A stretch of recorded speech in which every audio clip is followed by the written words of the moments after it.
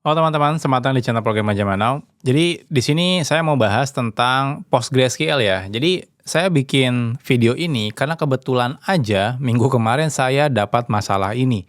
Jadi setelah riset beberapa hal ya, akhirnya kayaknya ini menarik nih kalau kita buatkan sebagai materinya. Jadi real ya, ini kasus yang saya hadapin kemarin. Jadi kasusnya tuh sebenarnya sederhana ya.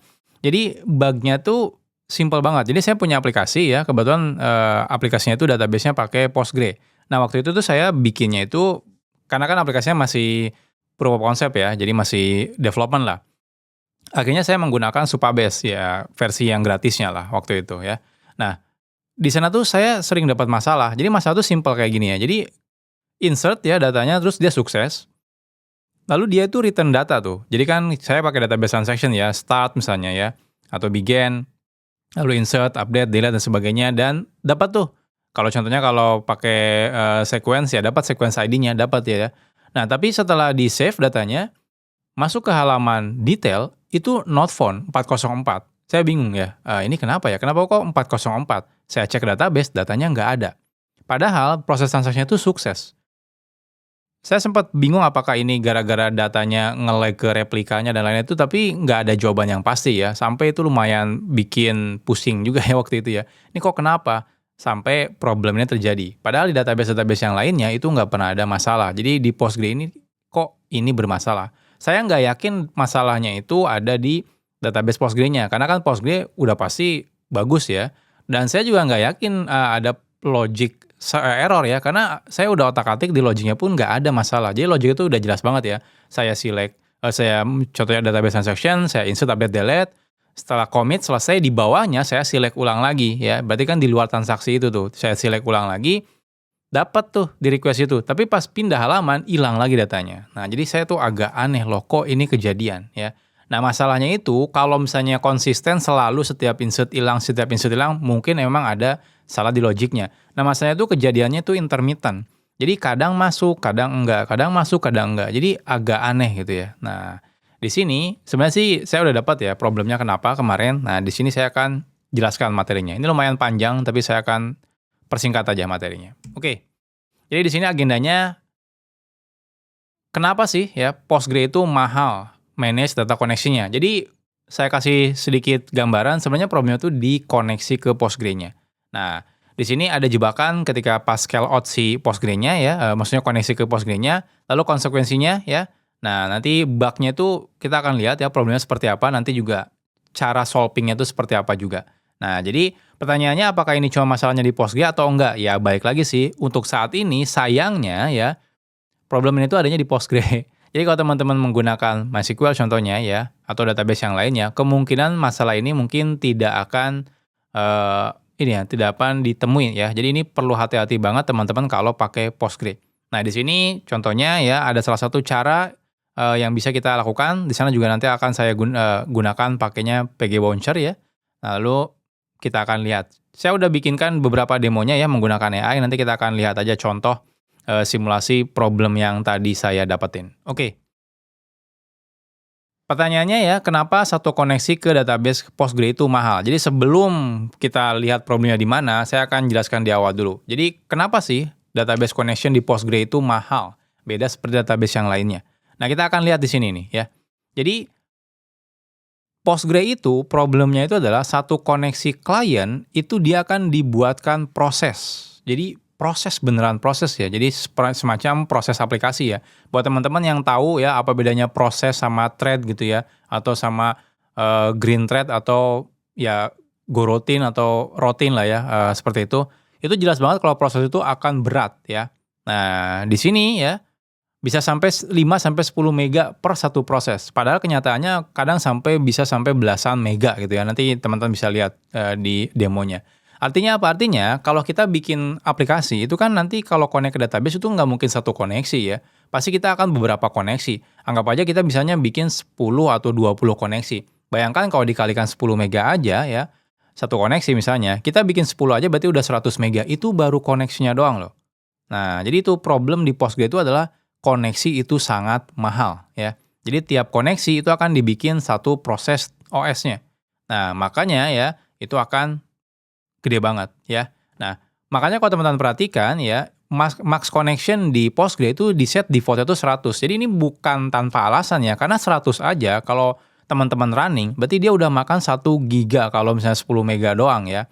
Nah, artinya apa? Artinya, ya bayangin aja ya, kalau 100 aja berarti dia makan 1 giga ya. Artinya apa? Artinya, kalau seperti itu kan problem ya. Nah, jadi bayangin aja ya, baru koneksi doang itu udah 1 giga makan memorinya. Nah, belum lagi proses-proses yang lainnya. Nah, makanya bisa dibilang koneksi di Postgre itu sangat mahal. Pertanyaannya, apakah ini cuma di Postgre atau di database lain juga sama? Mungkin sama aja kayak database lain. Nah, sayangnya enggak ya. Di database lain tuh enggak seperti itu. Nah, kita bisa lihat di sini contohnya. Nah, di Postgre ya, itu tiap koneksi itu akan dibuatkan prosesnya ya. Jadi biayanya itu mahal. Nah, makanya sangat penting yang namanya database pooling ya atau pooler. Nah, untuk memanage koneksinya biar tidak terlalu bengkak di si Postgre-nya. Nah, kalau teman-teman pakai MySQL contohnya, mungkin teman-teman nggak akan pernah merasakan problem ini ya. Nah, kenapa? Karena di MySQL itu tidak semahal di Postgre. Di MySQL itu, satu koneksi akan dibuatkannya thread, jadi thread per connection. Thread itu paling cuma 1 megaan aja.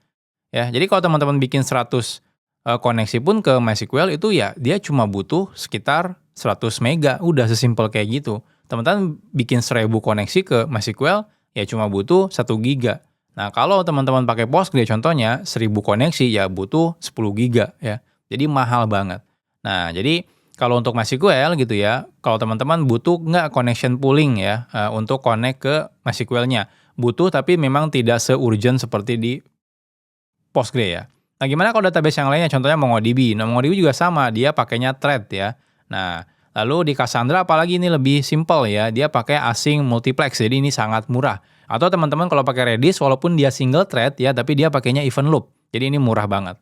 Atau kalau teman-teman pakai database yang basisnya itu HTTP, contohnya kayak DynamoDB, Firestore, atau Elasticsearch, ya itu bahkan nggak perlu sama sekali ya, karena dia ini ya pakainya HTTP, jadi nggak perlu ada live connection. Nah, jadi kalau teman-teman perhatikan di sini, Postgre itu yang paling parah ya, karena dia itu mahal banget koneksinya. Jadi itu problem kalau teman-teman pakai Postgre.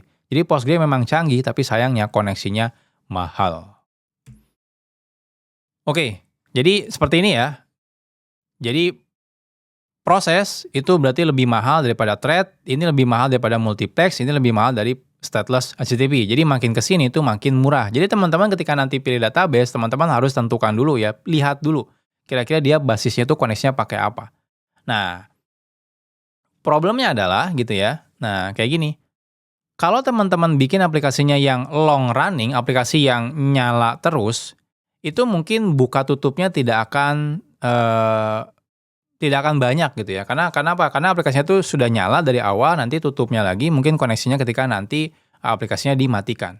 Nah, tapi kalau teman-teman nanti bikin aplikasinya itu adalah bentuknya serverless, nah itu pasti buka tutupnya sering tuh. Kenapa? Karena kan serverless itu kan ketika di-execute dia nyala, setelah selesai dia mati.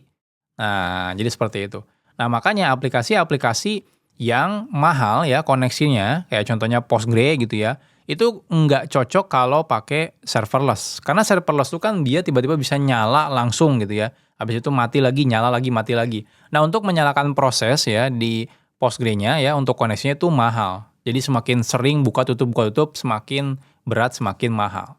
Nah, makanya kalau teman-teman pakai aplikasi yang long running gitu ya, itu mungkin bisa cocok-cocok aja menggunakan Postgre ya. Tapi kalau pakainya serverless, itu kalau langsung dari serverless-nya connect ke Postgre, ya itu kemungkinan nggak terlalu cocok. Ya, kecuali teman-teman di tengahnya menambahkan software bantuannya untuk memanage koneksinya biar tidak terlalu membludak ya.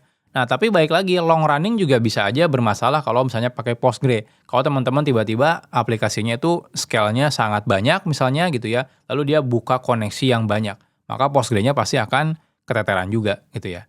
Nah, saya udah memasukkan di link deskripsi, teman-teman bisa lihat aja. Di sana ada contoh beberapa beberapa kode ya untuk mengetes. Contohnya di sini. Nah, saya akan tes dulu nih, ya. Nah, di sini saya menggunakan AI untuk bikin beberapa test case-nya ya. Nah, biar teman-teman bisa lihat contohnya. Jadi di sini contohnya tes pertama, kasus pertama itu adalah connection cost ya. Jadi ini harga koneksi. Nah, kita bisa lihat di sini ya. Teman-teman, kebetulan saya pakainya ban ya. Tinggal teman-teman gunakan ban, run, kasus, satu gitu ya. Nah, seperti ini. Nah, teman-teman bisa lihat, nah ini nih, ya. Jadi dia membuka 10 koneksi, kalau teman-teman perhatikan ya, tiap koneksi itu makan 16 mega, ya. Nah, jadi total RAM-nya untuk 10 koneksi aja itu 164. Artinya kalau saya buka 100, itu 1,6 giga ya, untuk koneksinya doang loh. Jadi itulah problem di Postgre ya, koneksinya tuh mahal sekali. Nah, seperti itu. Nah, jadi hati-hati kalau teman-teman pakai yang Postgre. Oke. Nah, jadi karena kita udah tahu di Postgre itu mahal banget, nah hati-hati ketika teman-teman bikin aplikasi yang tiba-tiba ada auto scale-nya, tiba-tiba naik, turun, naik, turun, naik, turun kayak gitu ya. Apalagi kalau tiba-tiba naiknya tinggi. Misalnya teman-teman punya aplikasi, teman-teman set koneksinya itu maksimalnya 20.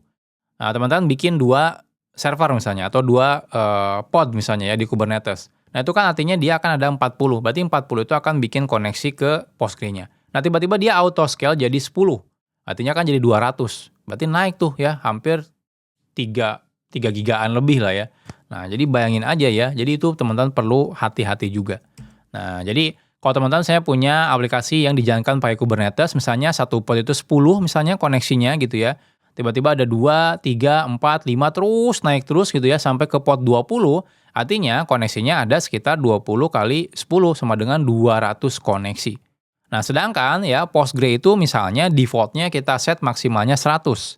Artinya apa? Artinya hampir setengah podnya ya, jumlah podnya yang dari 20 itu pasti gagal connect ke Postgre karena dia akan di-reject ya. Artinya dia pasti akan dapat too many connection ya. Nah, jadi ini akhirnya si Postgre ini jadi bottleneck gitu ya. Aplikasinya tuh udah bisa auto scale ya, bisa jadi 20, bisa jadi 40, tapi Postgre-nya tuh nggak sanggup untuk handle seperti itu. Mungkin teman-teman mikir ya udah naikin aja si memori Postgre-nya. Ya bisa sih sebenarnya max koneksinya di set misalnya 500. Ya berarti kalikan 500 kali 16 mega itu untuk koneksinya doang ya. Bukan proses Postgre-nya, itu baru buat koneksinya doang ya. Jadi bakal boros sekali ketika teman-teman ngeset max connection di Postgre itu terlalu banyak. Nah, jadi agak ironi ya kalau teman-teman seperti ini. Ini contohnya nih. Nah, contohnya di yang ini, yang 2 ini ya. Nah, itu pakai direct connection ke ini ya, ke mana, ke Postgre-nya ya. Teman-teman bisa lihat di sini. Oh ya, saya belum jelaskan tadi ya. Jadi ini contoh ya, pakai ban untuk connect ke Postgre, di mana Postgre-nya saya jalankan pakai Docker ya. Jadi di sini saya pakai Docker Compose ya. Nah, ini saya jalankan Postgre-nya. Nah, kita akan lihat ya misalnya di sini ban run kasus 2. Nah, lihat ya. Jadi kasus 2 di sini dia koneksi langsung ya menembus maksimal connection-nya. Jadi kebetulan di demo ini di setnya itu maksimal connection-nya itu cuma 20.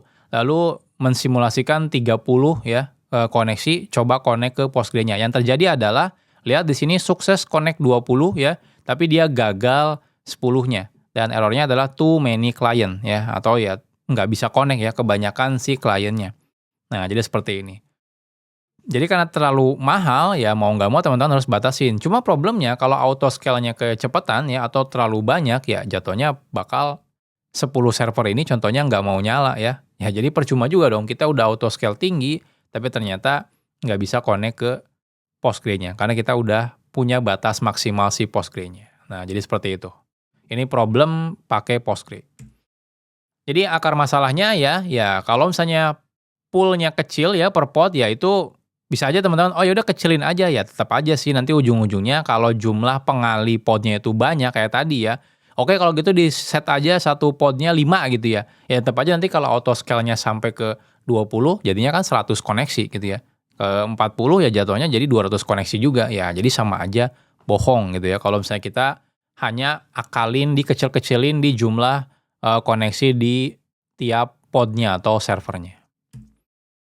Oke, jadi solusinya apa? Nah, solusinya karena kita tahu nih database-nya Postgre itu mahal sekali koneksinya, ya udah kalau gitu solusinya adalah di tengah-tengah si Postgre ya, antara aplikasi kita dan juga Postgre di tengah-tengahnya, itu kita harus tambahkan yang namanya pooler ya, jadi atau database pooling. Jadi intinya dia yang akan jadi jembatan koneksi ke Postgre-nya. Jadi nanti aplikasi kita bisa nggak apa-apa ya, bikin koneksi banyak, tapi yang puller ini yang akan ngehandle-nya. Jadi ketika masuk contohnya koneksinya tiba-tiba ada 300, nah tetap dari puller itu akan connect ke Postgre-nya tuh mungkin semaksimal Postgre-nya. Kalau Postgre-nya contohnya ada 100, ya udah 100 aja. Jadi jangan sampai melebihi itu. Nah contohnya sebenarnya ada banyak ya. Nah di sini saya mau pakai contohnya PG Bouncer. Ya, jadi ini adalah suatu aplikasi untuk puller Postgre yang lumayan populer ya untuk manage koneksi ke Postgre-nya. Oke, jadi simpelnya ya, contohnya di sini ya ada 1 server, 2 server, atau bahkan sampai 20 server, di mana satu server tuh bikin misalnya ada 10 koneksi, 20 koneksi, tiba-tiba dia spike naik ya, lalu di sini ya, misalnya dia akhirnya bikin 500 koneksi ke klien. Nah, dari sini koneksinya tuh kita nggak langsung direct ke Postgre-nya, melainkan lewat PG Bouncer-nya. Nah, PG Bouncer ini dia itu non-blocking ya, jadi sebenarnya dia cukup pakai event loop aja. Jadi nggak peduli seberapa banyak pun nanti koneksi yang dia terima, itu nggak ada masalah. Nah nanti dia yang akan manage-nya. Ya, dari koneksi yang banyak tadi ke PG Bouncer itu, maka sebenarnya yang masuk ke Postgre itu cuma ada 20 koneksi. Nah karena ini PG Bouncer itu dia pakai event loop ya, jadi mirip kayak Redis gitu ya, atau database-database NoSQL lainnya gitu ya. Jadi ini bakal murah sekali. Nah jadi dengan seperti ini, akhirnya kita bisa ini ya, menyelesaikan masalah yang tadi, yang kebanyakan koneksinya. Nah, jadi ini akan lebih simpel ya, jadinya nanti dari sisi Postgre-nya. Jadi Postgre-nya kita nggak perlu set koneksi yang terlalu banyak ya. Nah, ini contohnya misalnya di ini ya, di kasus yang 3 ya, puller ini. Di sini ini dia connect ke PG Bouncer. Jadi dia pakai PG Bouncer ya. Jadi di PG Bouncer ini, di dalam komposnya di sini, kalau teman-teman perhatikan ya. Nah, di sini, ini kan Postgre-nya. Nah, ini adalah PG Bouncer-nya.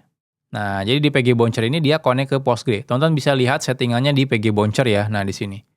Nah, jadi dia connect ke Postgre di sini ya. Nah, nanti di sini dia ada demo database ya, ada demo transaction sama demo session, dan dia di sini hostnya ke Postgre, portnya ini ya. Lalu di sini dia ada pull mode-nya, nanti saya jelaskan ya. Ini yang bikin masalah sebelumnya sebenarnya di awal ya. Nah, ada pull mode-nya transaction, ada juga session. Nah, tapi intinya adalah sekarang kita connect-nya nggak langsung ke Postgre, melainkan ke PG Bouncer dulu. Jadi di sini kalau teman-teman coba jalankan run kasus 3 ya, kita lihat dia menyalakan 30 pod ya. Nah, lihat yang terjadi apa? Yang terjadi adalah semuanya lolos ya. Nah, jadi seperti ini. Jadi semuanya lolos. Walaupun di Postgre-nya itu cuma di-set sekitar 20 aja maksimalnya. Tapi di 30-30-nya ini masih bisa connect ke Postgre-nya ya, ke database-nya. Kenapa? Karena dia menggunakan si PG Bouncer ini. Nah, makanya kalau aplikasi teman-teman memang udah skalanya besar, mau tidak mau teman-teman harus nambah puller di depan Postgre-nya. Oke, baik lagi sekarang kalau gitu, masalahnya apa dengan masalah yang tadi itu ya, yang tiba-tiba datanya hilang gitu ya. Nah, nanti saya jelasin.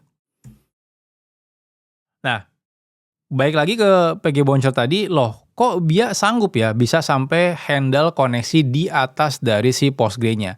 Nah, yang tadi saya bilang, PG Bouncer ini nggak pakai thread atau bahkan nggak pakai proses per koneksi. Jadi bahkan lebih murah. Jadi dia itu konsepnya single thread ya, tapi dia pakai event loop. Jadi sama kayak Nginx atau juga Redis. Kita tahu lah Nginx itu atau Redis itu walaupun dia single thread, itu dia bisa handle concurrent connection yang banyak banget gitu ya, dan bisa dengan efektif ya. Jadi dengan seperti itu, jadi teman-teman nggak harus pusing ya, mau berapa banyak pun nanti data yang masuk ke PG Bouncer itu bisa dihandle dengan baik. Dan nanti dia akan diantrikan ya ke Postgre-nya menggunakan connection pooling di PG Bouncer-nya.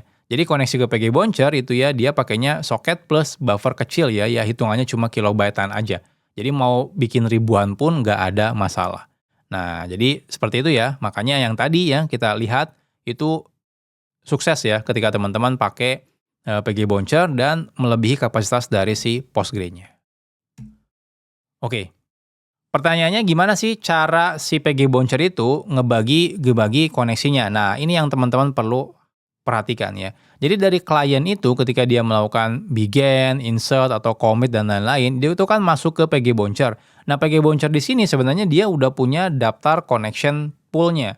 Nah, tergantung. Tadi misalnya di Postgre-nya ada 20, dia sebenarnya sudah bikinkan connection 20 ya. Nah, nanti ketika ada request dari klien gitu ya, mau insert, update, delete, commit, dan sebagainya, itu nanti si PG Bonjour itu akan ngambil atau pinjam satu koneksi ke database-nya, lalu coba lakukan operasinya ke Postgre. Kalau udah selesai, maka dikembalikan ke pool-nya, lalu dibalikan lagi ke kliennya.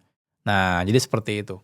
Nah, jadi dengan request-nya banyak pun dari klien nggak masalah. Nanti si PG Bonjour itu akan melakukan gantian ya. Nah, cuma memang nggak tiba-tiba akhirnya mau tidak mau harus ngantri ya. Kalau contohnya di Postgre-nya maksimalnya cuma 100 ya, tiba-tiba yang connect-nya kliennya ada 500 akan tetap ngantri ya ujung-ujungnya. Ya, tapi setidaknya masih tetap efektif dibanding nggak bisa connect sama sekali. Bayangkan misalnya dari 500 koneksi cuma connect 100, 400-nya tuh nggak bisa connect. Lebih baik kan kita ngantri aja gitu ya, yang penting semuanya bisa terkoneksi. Nah, jadi ini kalau pool-nya penuh, otomatis request-nya akan ngantri, bukan error. Oke, nah ini yang perlu teman-teman perhatikan. Di PG Bonjour ya, dia itu ada 3 mode pooling. Yang pertama itu adalah session, jadi seluruh sesinya. Jadi setiap bikin koneksi ya, bikin session di dalam kliennya, itu dia akan bikin dia dikasihkan satu session yang sama di PG Bonjour-nya. Nah, atau ada mode yang kedua, yaitu ada transaction.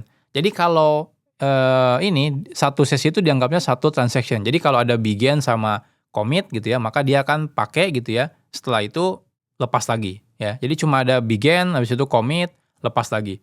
Kalau teman-teman misalnya, saya kok kayaknya nggak ngerasa deh bikin begin sama commit. Ya sebenarnya sih dari drivernya ada auto commitnya ya. Jadi teman-teman nggak perlu manual juga bisa. Namanya ada auto commitnya ya, atau auto transactionnya. Nah, tapi intinya seperti itu. Atau yang ketiga yang jarang dipakai sebenarnya, setiap statement. Jadi setiap satu statement, contohnya insert gitu ya, maka pinjam koneksi. Update, pinjam koneksi. Nah, tapi yang rata-ratanya, yang banyak digunakan itu adalah yang bagian transaction ini ya. Nah, jadi setiap begin, habis itu diakhiri dengan commit, maka dia akan pinjam koneksi, nge-execute transaction itu, lalu dibalikan lagi ke pool-nya. Nah, aturannya seperti itu. Nah, tapi sayangnya, kemarin itu saya kena masalah gara-gara default-nya ya, default si Supabase ya, itu pakainya yang transaction ini ya. Jadi mode pooling-nya itu transaction.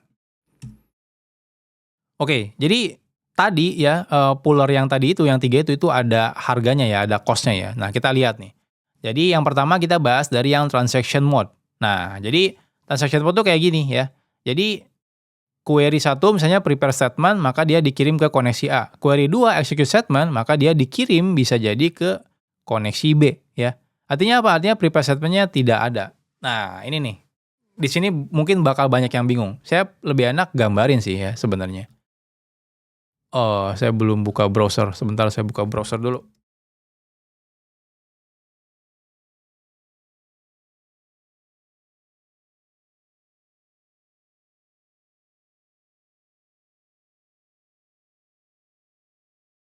Oke, gini teman-teman. Jadi di beberapa aplikasi driver database itu biasanya ada konsep yang namanya ini ya, yang namanya prepare statement ya. Nah, seperti ini. Prepare statement itu ya, itu biasanya digunakan untuk ini teman-teman, untuk aplikasi yang ini ya, yang kan teman-teman biasanya bikin satu query, tapi kan sebenarnya eee, datanya aja yang berubah-ubah ya. Contohnya select, where ID-nya berapa, itu kan sebenarnya query-nya tetap sama ya. Nah, yang cuma ID-nya yang berubah-ubah terus gitu ya. Jadi contohnya teman-teman bikin select, bintang from orders gitu ya, where ID sama dengan ini gitu ya. Nah, ID ini kan berubah-ubah terus ya, bisa 1, 2, 3 dan seterusnya. Nah, problemnya adalah kalau setiap request itu selalu kita ngirim, full payload seperti ini ya, full full query seperti ini. Nah, itu problemnya jadinya yang terjadi ya, yang terjadi itu adalah akan berat karena setiap, request, setiap execute statement itu akan dibikin terus satu query panjang itu ya, padahal yang berubah itu cuma yang belakangnya aja. Nah, akhirnya ada konsepnya adalah prepare statement. Jadi statement-nya dulu disediakan, udah disimpan, biasanya disimpan di memori ya, biar nggak berubah-ubah lagi ya. Lalu yang dirubah itu apa? Dirubahnya itu ketika teman-teman melakukan execute, itu teman-teman cukup ngeset ID sama dengan contohnya 1, 2, 3 gitu ya. Jadi nanti hasilnya itu akan di-combine ke sini. Nah, di-combine ke sini. Nah, problem ini masalahnya itu cuma bisa live di satu koneksi. Jadi kalau misalnya teman-teman bikin ya, nah seperti ini harus live di satu koneksi. Jadi satu koneksi yang sama. Karena ini tuh kan disimpan di memori ya, jadi memorinya tuh harus di satu koneksi yang sama. Nah, artinya apa? Artinya kalau teman-teman tiba-tiba nge-execute ini, tapi ternyata beda koneksi, teman-teman di sini nih koneksinya nih. Teman-teman lalu nge-execute ini, maka ini akan nyari ke prepare statement yang di sini. Yang akhirnya yang terjadi adalah nggak nemu, jadi error tuh execute-nya. Nah, itu problemnya. Nah, jadi kalau misalnya kita pakai transaction mode ya, kalau kita pakai prepare statement pertama itu dimasukkan ke koneksi A, dia akan disimpan tuh yang tadi, ini select ini kita simpan di koneksi A misalnya. Lalu tiba-tiba execute kedua gitu ya, lalu teman-teman melakukan execute lagi yang kedua, harapannya adalah prepare statement tadi tuh udah ada ya. Jadi teman-teman cuma nge-execute ini, ID sama dengan 1, 2, 3. Yang terjadi adalah prepare statement does not exist, nggak ada, karena koneksinya berganti. Dari yang tadinya koneksi yang pertama, ganti ke koneksi yang kedua. Nah ini problem di transaction mode ya. Jadi yang tadi itu yang di awal ya, nah ini transaction mode. Jadi transaction itu koneksinya itu hanya akan diberikan ketika mode transaction-nya itu terjadi. Jadi kayak gini, jadi kalau misalnya, jadi ini misalnya ini ya, PG Bouncer gitu ya. Jadi dia misalnya bikin 10 koneksi ya. Nah lalu di sini di kliennya ya, ini misalnya kliennya nih. Dia kan akan mengirim execute ya, execute misalnya. Lalu execute gitu ya. Nah execute seperti ini. Nah ini misalnya di awalnya begin, commit, begin, commit, begin, commit. Nah ketika begin commit di sini misalnya, klien tuh bikin prepare statement ya.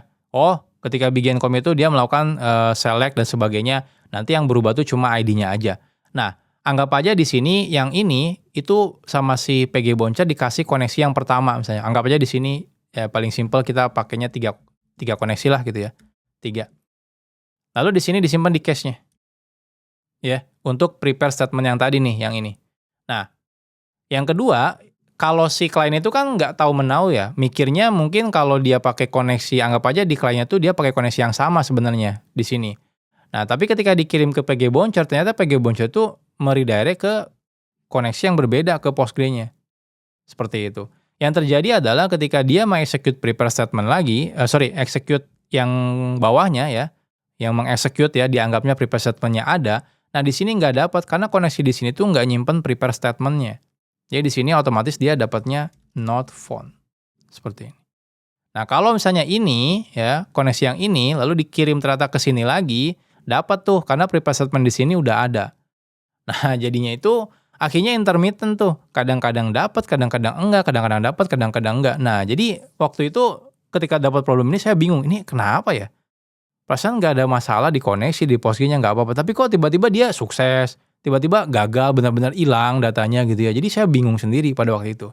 Akhirnya setelah baca-baca gitu ya, lihat lagi detailnya, oh ternyata ini problemnya gara-gara si default-nya ya, kalau kita pakai pullernya bawaan dari Supabase ya, nah, itu pakainya adalah transaction. Nah itu, jadi karena seperti itu akhirnya yang tadi, tiba-tiba sukses, tiba-tiba gagal gitu ya. Gagal itu benar-benar hilang datanya karena memang data statement-nya itu nggak ada. Jadi ketika di-execute pun ya hilang aja udah datanya. Padahal dianggapnya kalau di webnya itu dianggapnya sukses ya. Nah, seperti itu. Jadi ini yang jadi masalah. Jadi karena koneksinya gonta-ganti terus, tapi di klien itu dianggapnya anggap aja ini dari satu koneksi yang sama ya kalau di klien ya. Jadi klien tuh pakai satu koneksi yang sama misalnya, tapi kan pas masuk ke PG Bouncer itu bisa ganti-ganti koneksi. Karena kan PG Bouncer itu akan menghandle masuk ke Postgre-nya. Nah, jadi itu problemnya. Oke, contohnya misalnya ya, ini nah, jadi balik lagi ke bug awalnya ya. Nah, problemnya adalah di aplikasi yang saya bikin waktu itu ya, kebetulan pakai ban juga, itu drivernya mengaktifkan prepare statement ya. Karena memang secara default prepare statement itu memang biasanya memang wajib di set ya. Kenapa? Karena biar cepat. Ya teman-teman tiap nggak nge-execute query SQL itu si drivernya itu nggak nge-prepare SQL query-nya dulu gitu ya. Jadi udah disiapin nih prepare statement-nya tinggal digonta-ganti parameternya aja, makanya biar lebih cepat. Nah, biasanya jadi default-nya itu adalah nyala ya prepare statement-nya. Lalu connect-nya itu otomatis ke transaction pooler. Jadi kalau teman-teman pakai Supabase contohnya dia dikasih port-nya yang 6543, itu otomatis dia pakai yang transaction pooler ya. Nah, jadi kalau koneksinya gonta-ganti itu pasti statement-nya nggak ketemu. Jadi commit-nya tuh pasti gagal secara diam-diam. Nah, itu yang jadi masalah ya waktu itu tuh. Kok commit tapi kok datanya hilang, jadi aneh banget. Jadi return-nya tuh sempat balik ya, datanya sebelum commit gagal, ya jadinya kelihatannya kayak sukses. Nah, sebenarnya sih caranya yang paling gampang, itu tinggal teman-teman matikan aja fitur prepare statement-nya. Jadi teman-teman kalau contohnya pakai Ban atau pakai Drizzle, ya kebetulan saya pakai itu ya, atau pakai teknologi apapun, matikan prepare statement-nya kalau pakai yang transaction mode.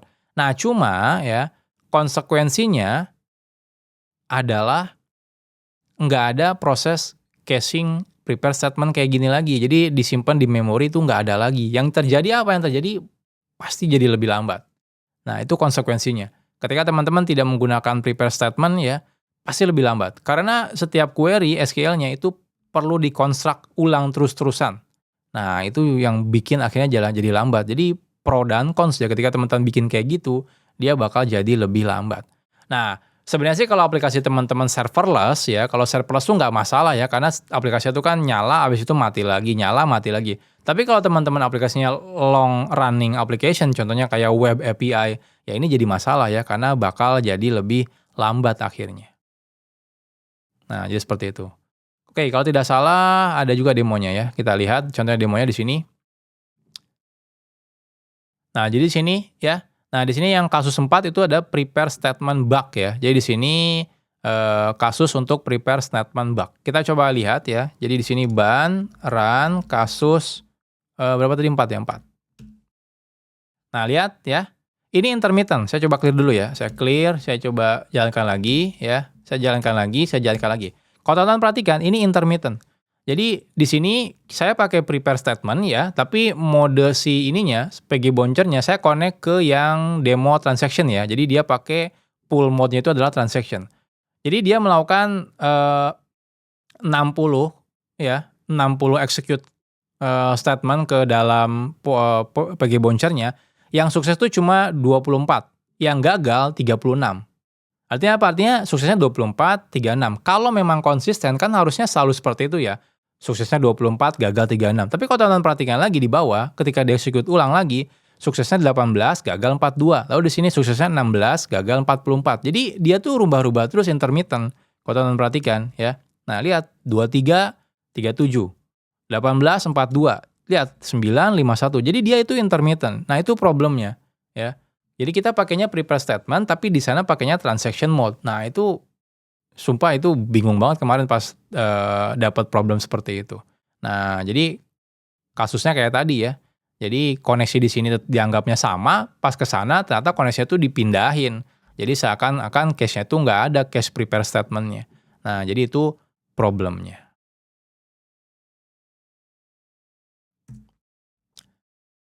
Oke.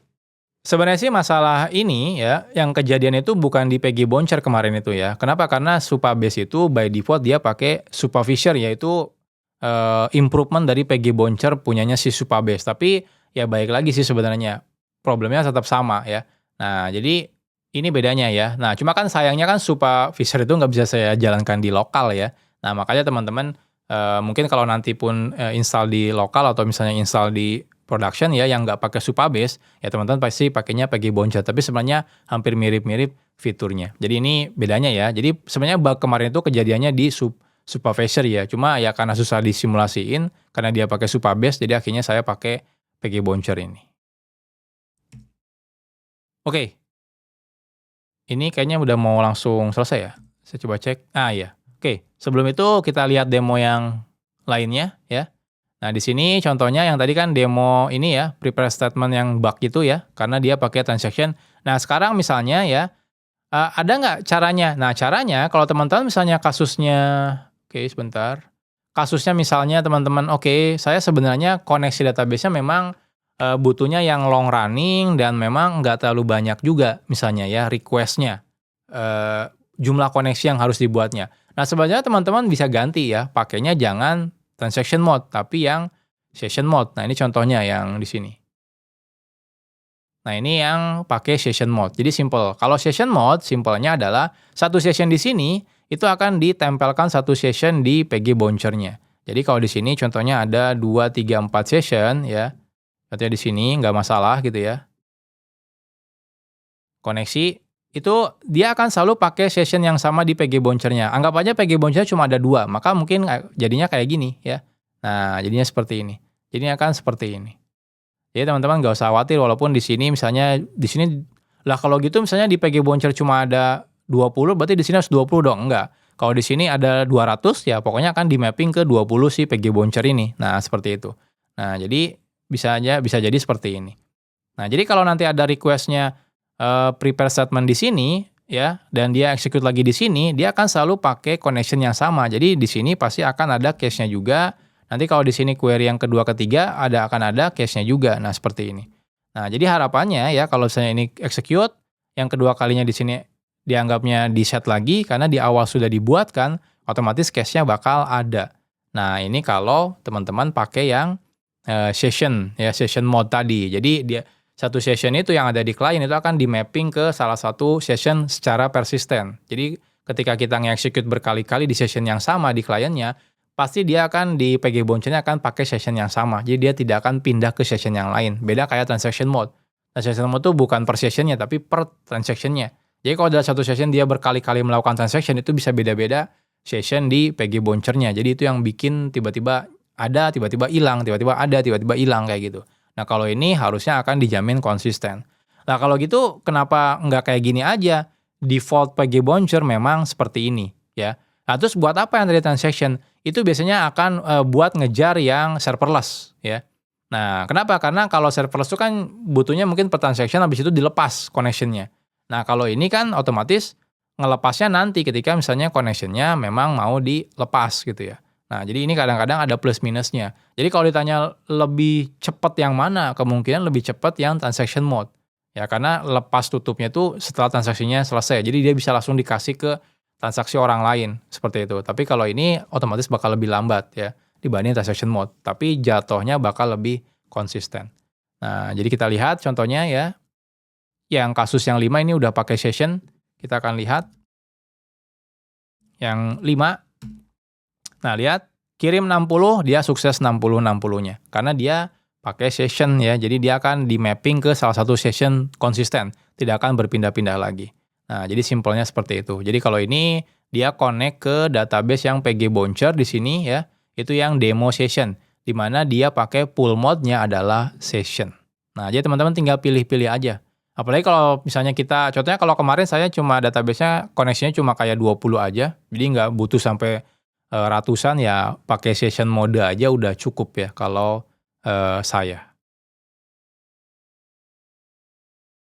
Oh ya, lupa. Tadi yang kelima belum, yang terakhir belum. Oke, gimana kalau saya tetap nggak bisa pakai session karena aplikasi saya adalah aplikasi yang naik turunnya tinggi banget atau bahkan serverless. Nah, berarti teman-teman mau tidak mau harus pakai transaction mode tapi prepare statement-nya itu dimatikan. Ini masih tetap make sense kalau aplikasi teman-teman memang buka tutupnya sering. Kalau contohnya kayak aplikasi serverless ya.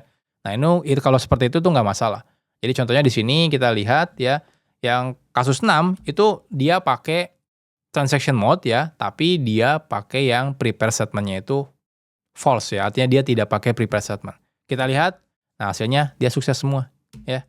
Nah dia, jadi ini tanpa prepare statement. Nah dia selalu sukses. Jadi konsekuensinya kayak tadi aja ya.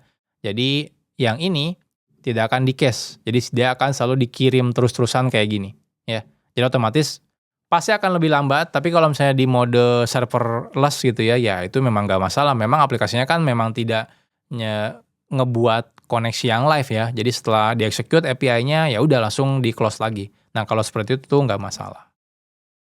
Oke, jadi ringkasannya seperti apa? Jadi gini cara milih koneksinya ya. Jadi kalau tipe aplikasi teman-teman pakai yang long running application ya. Nah, jadi yang tadi saya bilang ya, aplikasinya long running gitu ya. Teman-teman bisa pilih yang direct ya, langsung ke Postgre-nya kalau memang koneksinya bisa dibatasin, atau kalau teman-teman tidak bisa membatasi koneksinya, kayak tadi takutnya tiba-tiba naik banyak gitu ya, turun lagi, naik lagi, turun lagi, ya teman-teman pakai yang PG Bouncer tapi yang pakai session mode. Nah, seperti itu. Ya, jadi teman-teman bisa pilih seperti itu.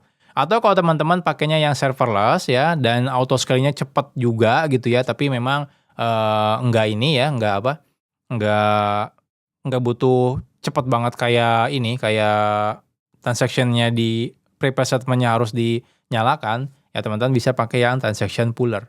Nah, tapi teman-teman harus tambahkan prepare-nya menjadi false ya.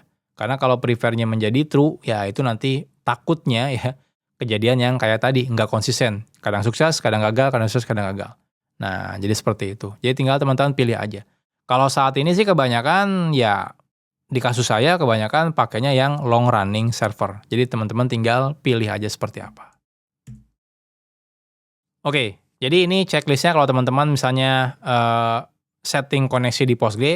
Yang pertama sebenarnya cek dulu apakah pool di app itu kebesaran atau enggak. Kadang-kadang aplikasi itu mungkin nggak butuh banyak jumlah koneksinya. Rata-rata tuh banyak orang yang setupnya itu koneksinya itu sejumlah core dikali 2 ya. Atau bahkan seringnya tuh maksimal cuma 10 aja. Nah, kalau misalnya gimana kalau lebih dari 10 butuhnya? Biasanya sih ya memang di auto scale-kan aja si aplikasinya gitu ya, seperti itu. Nah, terus kalau teman-teman pakainya long running application ya pastikan pilihnya direct atau session mode. Atau kalau teman-teman pakai serverless atau auto scaling-nya yang ekstrim banget ya, bisa sampai 50 atau 100 server gitu ya, ya pilih transaction puller plus prepare-nya harus di-false-kan. Karena kalau true, nanti dia takutnya nggak konsisten kayak bug yang saya dapetin sebelumnya. Nah, yang paling penting itu puller-nya harus terpusat ya, jadi ada satu puller di tengah-tengah sebelum di antara aplikasi dan juga Postgre-nya. Nah, jadi seperti itu ya. Jadi nggak tiba-tiba teman-teman, oh langsung aja karena saya butuhnya aplikasi kencang, saya naikkan langsung 100 ya, nggak juga. Jadi teman-teman harus perhatikan juga. Kadang-kadang kita set banyak connection pool-nya, kadang-kadang yang kepakainya dikit juga. Jadi teman-teman harus tetap monitor jumlah connection yang kepakainya. Oke, jadi ini penutupnya ya AI banget sih. Puller memisahkan scaling aplikasi dari jumlah koneksi. Jadi simpelnya kayak gini deh teman-teman.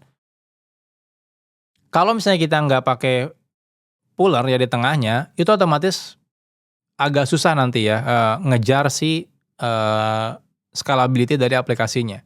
Jadi ketika aplikasi kita itu udah bagus, misalnya teman-teman udah bikin aplikasinya bagus, tapi ternyata yang jadi bottleneck itu kadang-kadang terjadi di database. Kalau udah bottleneck-nya udah ada di database, itu susah banget dioptimalinnya. Mau nggak mau kan harus vertikal. Ya, database-nya dinaikkan terus. Nah, cuma kan kadang-kadang kita bisa juga mengurangi beban si database-nya. Dengan cara apa? Dengan cara nambahin puller. Jadi nambahin puller itu sebenarnya ngurangin beban database, aplikasi kita mungkin akan sedikit lebih lambat, tapi setidaknya masih tetap berjalan dengan baik. Jadi bayangin tiba-tiba dari 10 server naik jadi 50 server. Sedangkan database-nya misalnya cuma bisa handle 20 server.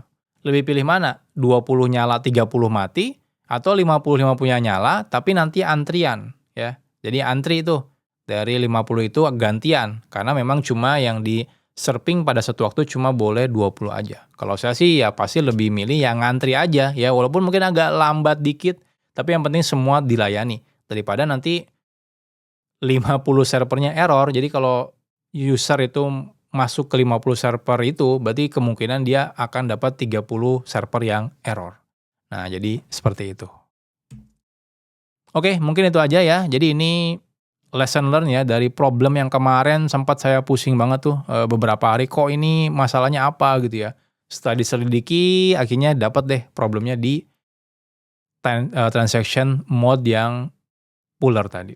Oke, mungkin seperti itu aja ya, mudah-mudahan bermanfaat. Kita ketemu lagi di materi-materi selanjutnya. Nanti kalau saya ada pengalaman yang unik lagi, nanti saya akan coba buatkan videonya lagi. Salam programmer zaman now. Bye-bye.